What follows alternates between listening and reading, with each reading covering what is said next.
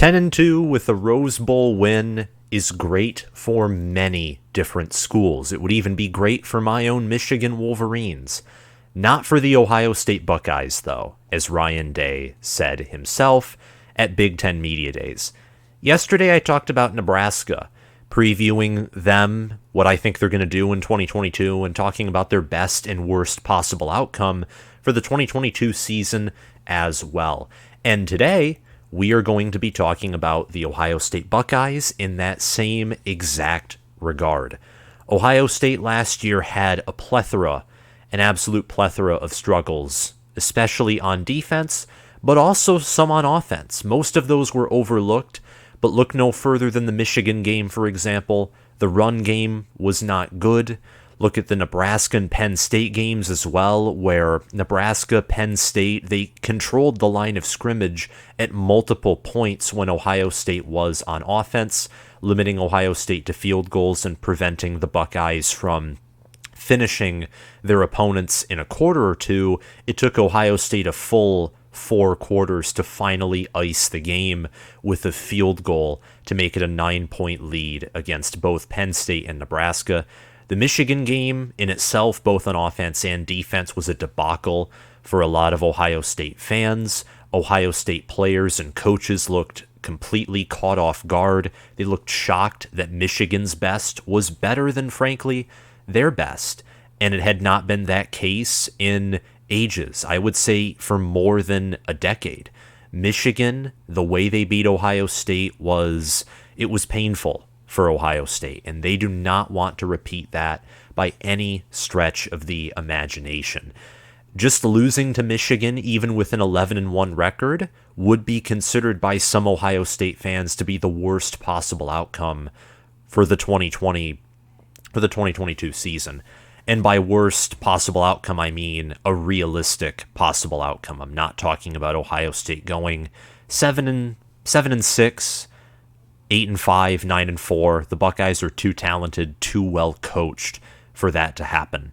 Again, tomorrow at 8 p.m. Eastern Time, I am going live with Corn Crazed, a Nebraska channel. I'm going to link his channel down in the description below so you all can check that out. I'm going to go live with him tomorrow at 8 p.m. Eastern Time, and we're going to talk about Nebraska football, Big Ten football.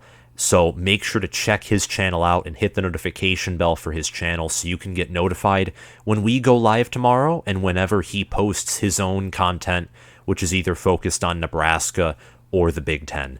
Really great channel. I encourage you to check out his channel. Today we're going to talk about, again, Ohio State and their outcomes for 2022, and just myself reiterating and restating my own prediction for them that I've talked about countless times before. So without further ado, let's get right into it and discuss the best possible outcome for the Ohio State Buckeyes. Ohio State's schedule, while playing to their advantage in many regards, none of the teams that are on Ohio State's schedule are as good as Ohio State, in my opinion, and 2 of their toughest opponents in Notre Dame and Michigan are at home. They are not road games. The schedule still is an impressive resume if Ohio State indeed maximizes their talent, maximizes their coaching staff, and goes 12-0, 9-0 in conference. It would be a very impressive 12-0 record. Beating Notre Dame, who's going to be ranked top 10, they're ranked number 5 in the coaches poll. They'll probably be ranked around somewhere similar in the AP poll. Beating Michigan, too, to end the year, who will likely be a top 10 team then. If Ohio State goes 12-0, 9-0 in conference, they're likely going to open the year up with a top 10 win and close the regular season down with a top 10 win, which will be very impressive. They also host games against Wisconsin, who will likely be ranked when they face them. Playing at Michigan State will be another ranked opponent they face. Playing at Penn State might be ranked when they play them, but it's still a game at Beaver Stadium. Winning at Beaver Stadium is impressive in itself. They host Iowa. There is a plethora of opportunity for Ohio State to build their resume, and even with one loss, still reach into the college football playoff with the amount of solid teams they have on their schedule. Playing in the Big Ten obviously helps, but having a tough non-conference opponent in Notre Dame helps even more. CJ Stroud will have to have a Heisman-level season for Ohio State to achieve the best. And I've made a video on that before about how CJ Stroud is poised to do even better this season than he did last season. Last season, early in the year, against Minnesota, Oregon, and Tulsa, he didn't play the same as when he did after he rested during the Akron game.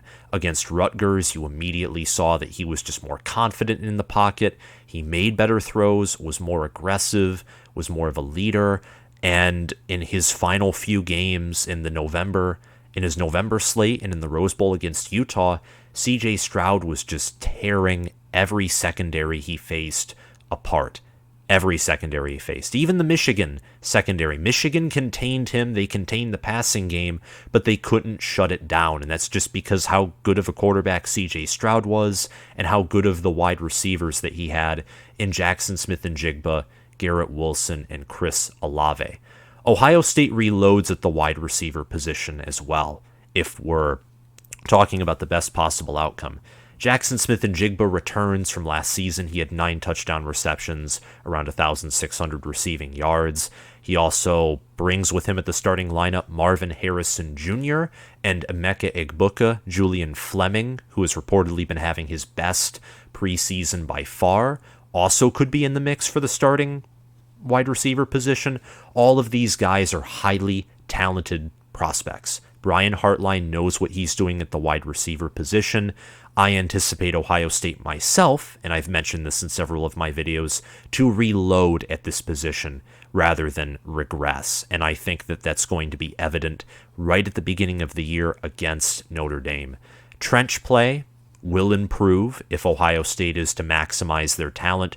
Justin Fry was brought in to revamp the offensive line, to bring it up to Ohio State's par, and he has been doing his job quite well. Ohio State does return a decent amount there. They return Paris Johnson, for example, and it's going to be a solid year, I think, for Ohio State, not just on the offensive line, but also on the defensive line too, especially at that edge position. You have Zach Harrison, JT Tuimoloau, and Jack Sawyer.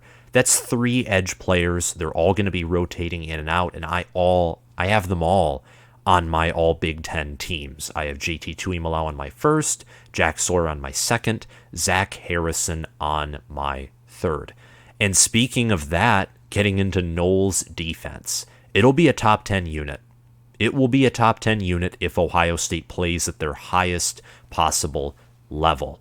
Maybe even a top 5 unit, which Jim Knowles discussed, and I'm going to link an article talking about that down below. Jim Knowles ups the expectations for restructured Ohio State defense, aims for, quote, top 5 unit in 2022. That's what he's aiming for, a top 5 unit. Just that competitive mindset, wanting to always have high expectations placed upon you. It lines up exactly with what Ryan Day said about last year. 11-2 with a Rose Bowl win is good at a lot of schools, but not at Ohio State. That's viewed as failure at Ohio State. And the best for Ohio State? The best is a national title. The best Ohio State can do is the best that any team can do. Go 15-0, win a national title. The difference is Ohio State can realistically do it, and they can do it not just one year, but they can do it over the course of multiple seasons because of how much talent they have via recruiting, development from their staff, such as guys like Brian Hartline, Justin Fry, Larry Johnson, Jim Knowles himself, who's coaching the linebackers, so on and so forth. The best is Ohio State going 15-0 and winning a national title with CJ Stroud and Jaxon Smith-Njigba and TreVeyon Henderson, don't forget about him either, having phenomenal years. Knowles' defense taking a big step forward. The offensive line play improves, better run block, better pass block. The defensive line is able to get much better penetration. They're able to dominate good offensive lines, which they were unable to do last year against Oregon and Michigan, for example. And the wide receiver position, while being dominated by Jaxon Smith-Njigba, has a lot of other X-factor players to surround Smith-Njigba with. The worst possible scenario is not one that looks bad to most college football fans. You look at 10-2, 8-1 in conference, finishing second place or possibly tying for first, depending on who the loss is to and who the in-conference foe you lost to, what their schedule looked like. Michigan and Ohio State last year actually tied for first in the East. Michigan just had the tie-breaking win, which brought them to Indianapolis. The same thing happened in 2018, where Michigan and Ohio State tied for first in the East, but Ohio State won that game, and because the head-to-head tiebreaker, they went to Indianapolis. The worst possible outcome, I think, is 10-2, 8-1 in conference. I don't see Ohio State.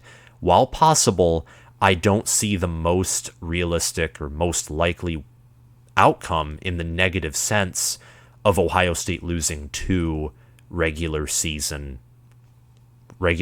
conference games.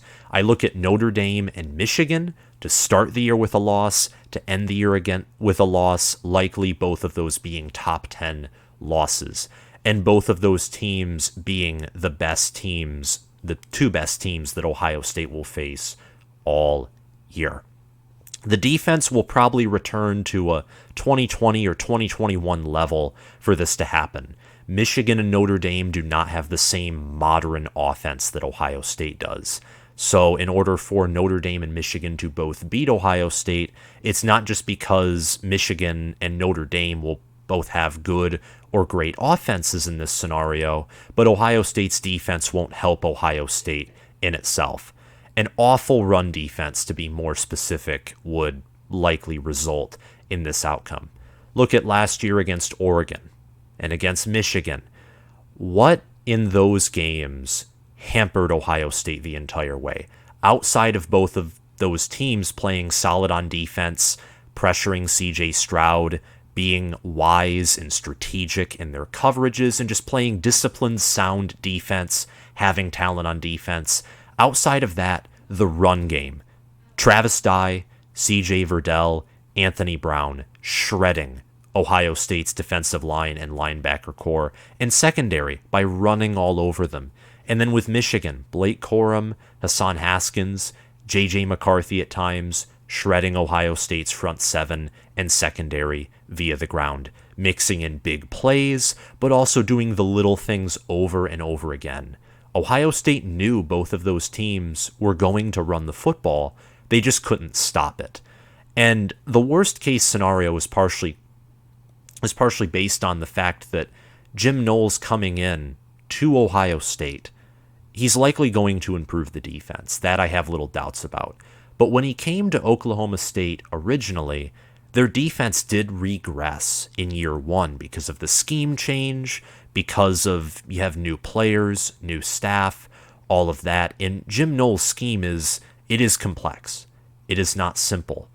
It sounds like the players at Ohio State are adjusting well to it. Ryan Day is impressed with Jim Knowles. So to a certain degree, this scenario, the worst case scenario, especially with the defense, might be null and void. But it is still important to have it. If Ohio State's defense doesn't improve or they get off to a slow start, and that combined with poor leadership and execution continue from last year, Ohio State will have a revisit of the 2021 campaign. The worst case scenario for Ohio State this year was pretty similar to the worst case scenario last year, because Ohio State, with their talent on offense and defense, their staff, the way their schedule is set up, is built for them to have basically an automatic 10-win season. Automatic. They have 10 wins built into their schedule. At Michigan State, total mismatch that favors the Buckeyes. Hosting Wisconsin and Iowa, some of the better teams in the West, according to the majority of analysts. They don't have the offense to score on Ohio State consistently, and their defenses will eventually be broken by Ohio State's offensive talent and crowd noise, since Ohio State hosts those two teams. At Penn State could be a challenge, but James Franklin has never proven himself to be able to finish a game against Ohio State since that 2016 game, which basically won Penn State a trip to Indianapolis and a trip to the Rose Bowl after they won the Big Ten that year. The Buckeyes losing to Michigan again would ultimately be the worst possible outcome for them. Ultimately. The last thing Ohio State wants, the last thing Ryan Day wants, and he stated this several times at Big Ten Media Days, is to lose to Michigan. He still said that it hurts, and I guarantee you, as a Michigan fan myself, watching Ohio State's program, the moves that they have made, it hurts, and they are reacting to it. Absolutely reacting to it. Bringing in Jim Knowles was a reaction to losing to Michigan. There is absolutely no doubt about that. You don't think that if Ohio State eked out a win in Ann Arbor, went 11-1, 12-1 winning the Big Ten, they probably lose their CFP game and go 12-2. You think that those same moves are made? And Kerry Coombs was guaranteed to leave after the regular season with that debacle with Oregon, the Tulsa game, and others. But the moves wouldn't have been as aggressive. Ohio State made calculated, aggressive moves in response to that Michigan loss. Bringing in Perry Eleno for being a safeties coach, bringing in Tim Walton as the secondary coach and cornerbacks coach, bringing in Jim Knowles again, bringing in Justin Fry, poaching him from UCLA where he was OC to be associate head coach for offense and coach the offensive line. Ohio State and Ryan Day made aggressive moves in response to what happened last year, which honestly was the worst possible scenario for Ohio State. Losing at home to an out-of-conference foe in Oregon, which losing at home to an inferior team is always humiliating, and then capping it off at the end of the year by losing to your biggest rival in Michigan and losing out on going to Indianapolis, the first time Ohio State didn't have a chance to win the Big Ten since 2016. And even that year, they still went to the college football playoff. My actual prediction is going in relation to the best possible scenario. I think Ohio State wins it all. Plain and simple. I think that they win it all behind CJ Stroud and behind TreVeyon Henderson and Jaxon Smith-Njigba and behind that offensive line. I think they win it all. CJ Stroud last season had the number 1 QB rating in the country. He was third in passing touchdowns with 44. He was fifth in passing yards with 4,435. And you know what?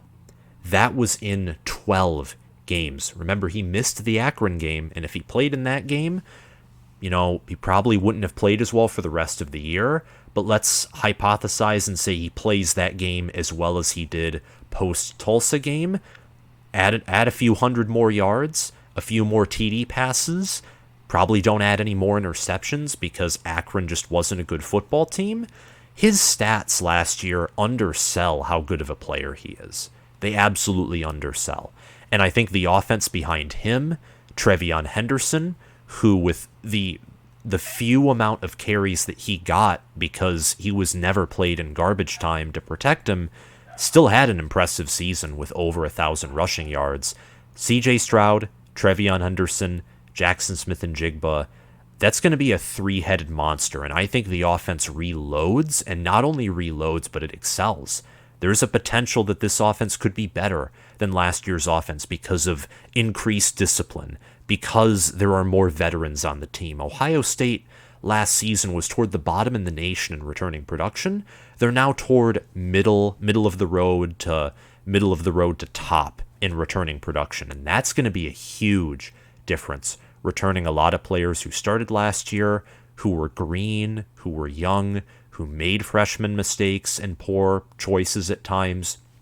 They return, they've learned their lesson, they have a chip on their shoulder, and you're going to see it on the offense. You're going to see it on the defense. I think that they're going to take a big leap forward. I don't know about top 10. That I'm not necessarily high on. I'm not a proponent of Ohio State is going to make the best of their defense because it's a complex scheme, because last year, even though those players were highly talented, there were still holes in them. Zach Harrison, for example, 5-star out of high school, he still hasn't broken through yet. JT Tuimoloau and Jack Sawyer are there, but they didn't play to the greatest degree last year, so there's still some youth on the defense. There are a lot of questions at linebacker. Tommy Eichenberg and Steele Chambers are good players. I don't know if they're great or elite players, though. Then you have Ronnie Hickman, Denzel Burke at the secondary. We'll see if Cameron Brown can stay healthy or not.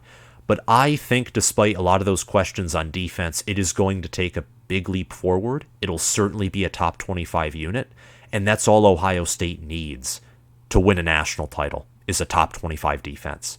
Maybe not even a top 25 defense statistically, but maybe a defense that just makes the stops when it matters most. A clutch defense to go along with an offense that has generational talent this year and had generational talent last year, and that almost reloads at will on offense.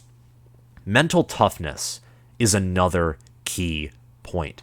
Ohio State's team last year, they were not Nebraska in being mentally weak. They were not there by any means.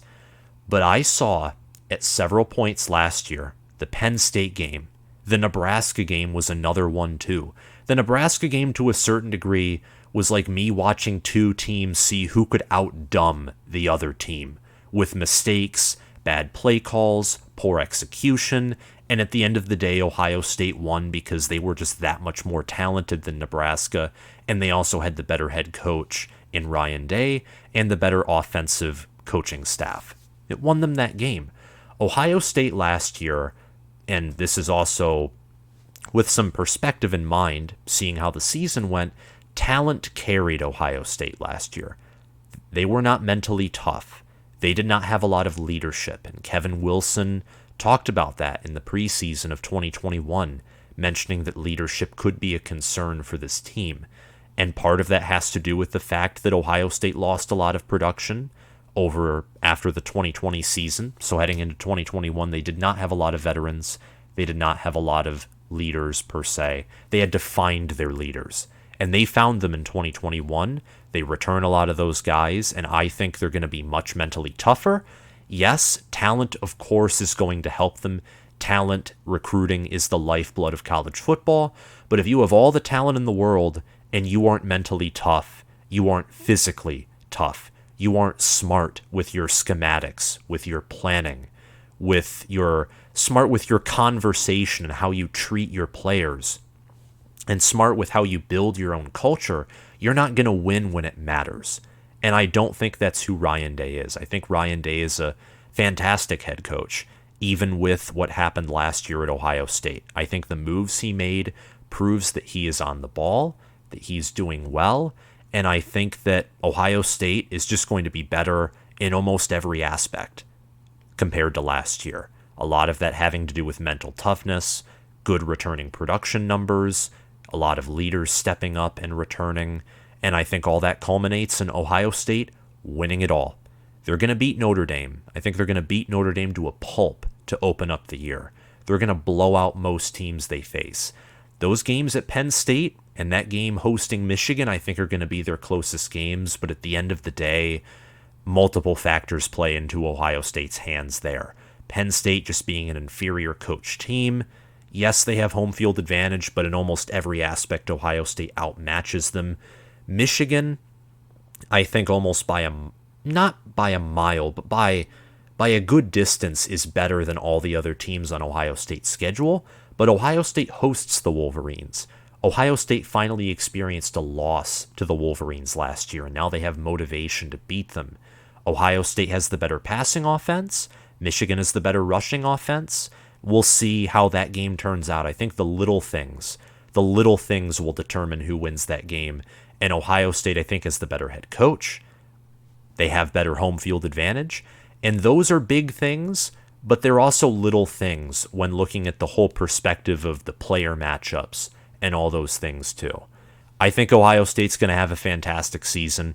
Going to go 12-0, 9-0 in conference. They're going to win the Big Ten, and I think they're going to go into that CFP, and they're going to win the Big Ten its first national title since Ohio State won it back in 2014, and since Ohio State won it back in 2002. And that's all I have to say for this video. If you like this video, hit that like button, hit that subscribe button, click the notification bell, and comment your thoughts on this video down below. Let me know if I should do more of these videos. I think I'm going to. I'm pretty sure you all want me to do more of them too, but just let me know because I enjoy feedback. And I'm going to try and reply to as many comments as I can discussing Ohio State football and their best and worst possible outcomes for the 2022 year. Again, thank you all for watching. And remember, if you're on Spotify, make sure to follow the channel. I'll see you guys around. Bye.